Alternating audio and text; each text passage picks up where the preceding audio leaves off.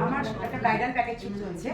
তো আজকে bridal package শুটে আমি আমার তরফ থেকে যে সম্মানগুলো আমি করে থাকি আমার সম্মানীয় ব্যক্তিদের, কারণ শ্যুটটা তো একা নিজের নয়, সাথে সবাইকে নিয়ে শ্যুটটা করা।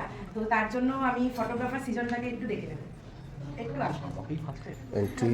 নিজে শুটে কোনোদিনও ওই নিজে কিছু হয় না। Photographer, designer, media coverage, supportive member, supportive partner সবাইকে লাগে। তেমনি মডেল মেকআপ আর্টিস্ট তো আছেই।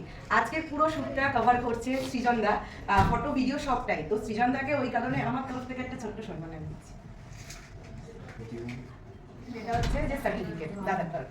আচ্ছা, তো আজকে আমার শুটে সবাই জানে যে প্রসেনজিৎ অল টাইম থাকে, দাদা হিসেবে পাশে থাকে, সাপোর্টিভ মেম্বার হিসেবে পুরো সাপোর্টটা সেটার তরফ থেকে আসে। তো আজকে আমি আমার তরফ থেকে দাদাকে তো সম্মান করবো, যেটা আমি প্রতিবার করে থাকি।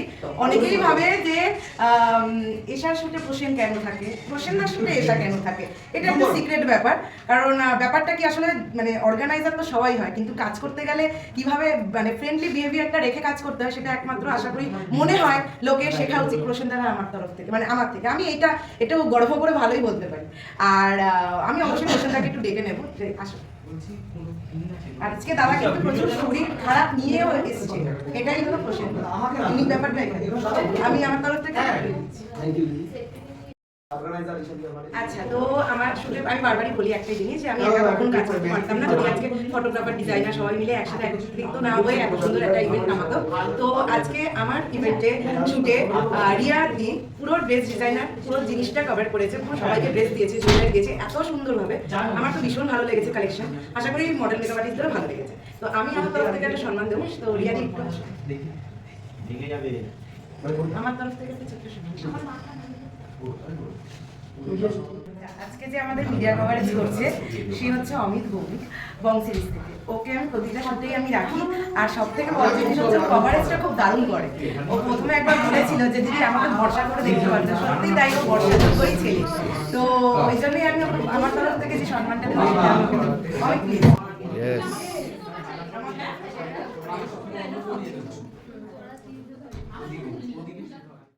আমাদের আরেকজন মিডিয়া কভারেজ আছেন যে নিউজ চ্যানেল মানে নিউজ কভারেজটা করবে, প্লাস আরো অনেক কিছু করবে, জানি না, আমাকে অনেক কিছু বলেনি, বলে যে সারপ্রাইজ থাকবে, একেবারে পার্টিসিপেন্টরা দেখতে পাবে, তোমাকে আমি কিছু বলবো না। তা আমি ভরসা করে একেবারে রিদ্ধি দাদাকে ডেকেই নিয়েছি যে তুমি চলে আসো, কোনো ব্যাপার না, আমার শুধু অলওয়েজ ওয়েলকাম সবাইকে। তো আমি রিদ্ধি দাদাকে বলবো একটু আসো দাদা। তো দাদাকে আমি আমার তরফ থেকে একটা সম্মান দেবো অবশ্যই। 2026-এর এটা প্রথম শুরু হতে চলেছে বা হলো কমপ্লিট ঈশা মেকওভারে। আজকে ব্রাইডাল থিমের উপর ছিল। প্রথমেই বলবো এই শ্যুটের মডেল মেকআপ আর্টিস্ট কজন ছিল এবং ডিজাইনার হিসেবে কাদেরকে আমরা দেখতে পারলাম, একটু ডিটেলস জানতে চাই। নমস্কার, আমার নাম এশাদে, আমি একজন মেকআপ আর্টিস্ট নিজে প্লাস অর্গানাইজার। আজকে আমার 13 নম্বর ব্রাইডাল শ্যুট এই ইয়ারে স্টার্ট হলো। আগের বছর আগস্টে আমার শ্যুটটা কমপ্লিট হয়েছিল। দেন তারপরে আমি ধামাকা নিয়ে আমি বলেছিলাম যে নতুন বছর আমি একটা ধামাকা আনবো। তো সেই ধামাকা ছিল আমার মেকআপ মুজ ইভেন্টসের তরফ থেকে একটা গ্র্যান্ড সেমিনার। তো ওই সেমিনার দিয়ে আমার এই বছরটা শুরু হয়। আর সেকেন্ড মানে এই বছরের ব্রাইডাল শ্যুটটা ফার্স্ট। তো আজকের মডেল মেকআপ আর্টিস্টরা তো সত্যিই খুব ভালো, 20 জন ছিল টোটাল। আর যেখানে স্টুডিওতে করেছি সেটা দক্ষিণেশ্বরের স্টার আইকন স্টুডিও। ওখানেই আমি স্পেস দেখে, ব্যাকগ্রাউন্ড দেখে আমি বুঝেই মানে ভেবেছিলাম যে এর থেকে বেশি নেওয়া যাবে না, কারণ ওই গেদাগেদি করে কাজ করাটা আমি পছন্দ করি না পার্সোনালি। তো ওই জন্যই এবার যদি কেউ মনে করে যে অনেক বেশি নেয় এসা কিন্তু কম নিল, বাট কারণটা হচ্ছে এটাই, আমি কম নিলাম। কিন্তু 10টা মডেল মেকআপ আর্টিস্ট মিলে যা কাজ করেছে সবাই দুর্দান্ত সুন্দর। মেকআপ আর্টিস্টরা যেমন, মেকআপ আর্টিস্টদের একটু কাজ ছিল, 2টো করে মডেল আমি তাদেরকে দিয়েছিলাম, বাট খুব ভালো কাজ করেছে তারা। মডেলরাও এক্সপ্রেশন খুব ভালো দিচ্ছে। হ্যাঁ, কিছু কিছু ফ্রেশার মডেল ছিল, অবশ্যই আমি সবাইকে নিয়ে কাজ করা পছন্দ করি, তাই জন্য আমি সবাইকেই রাখি। আর ফটোগ্রাফার বলতে ফটোগ্রাফার, ভিডিওগ্রাফার মানে সৃজনদা ছিল। তো সৃজনদার কথা আমি কি বলবো, সৃজনদা ফটো ভিডিও খুবই ভালো করেছে। সৃজনদা মানে ফটো তোলা থেকে শুরু করে, ভিডিও থেকে শুরু করে, ক্যাপচারিং খুব কম টাইমে। আমার শ্যুট শুরু হয় 3টের সময়, এখন বাজে 7টা, আমার শ্যুট কিন্তু কমপ্লিট 10 জন মডেলকে নিয়ে। আর ড্রেস দিদি ছিল, সেটা হচ্ছে রিয়াদি, বারুইপুর থেকে এসছে, অনেকটা দূর থেকে এসছে দিদি, কিন্তু ড্রেস কালেকশন খুব সুন্দর ছিল। প্রতিটা মডেল মেকআপ আর্টিস্টের খুব ভালো লেগেছে, আর পার্সোনালি আমার তো ভালো লেগেছে বলেই আমি তাকে বুক করেছি। আর বং সিরিজ থেকে অমিত এসছে, অমিতের তো কাজ খুব ভালো, তার জন্য অমিতকে আমি বারংবার ডাকি, আর বারংবারকে আমি ওকে পাশেও পাবো, আমি এটা জানি। তো thank you so much Bong series, আর thank you so much all of you. আমার পাশে সাপোর্টিং মেম্বার, সাপোর্টিং পার্টনার হিসেবে সবাই ছিল, ঠিক আছে। তো আমার খুবই ভালো লাগলো সবাইকে নিয়ে কাজ করতে।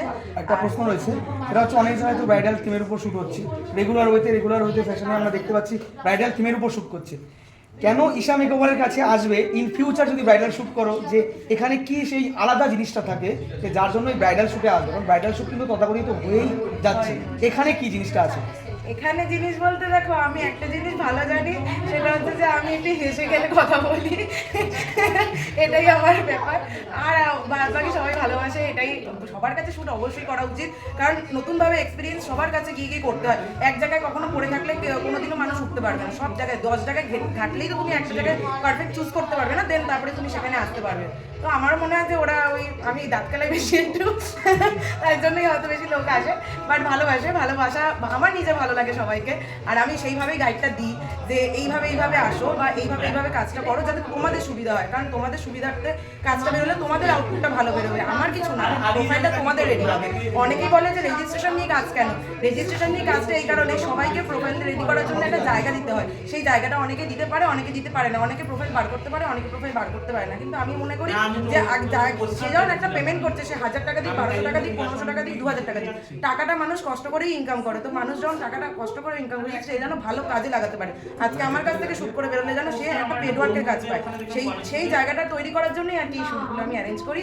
আর ব্যাস এইভাবে আমি কাজ চালাচ্ছি। Thank you. আসতে থাকো।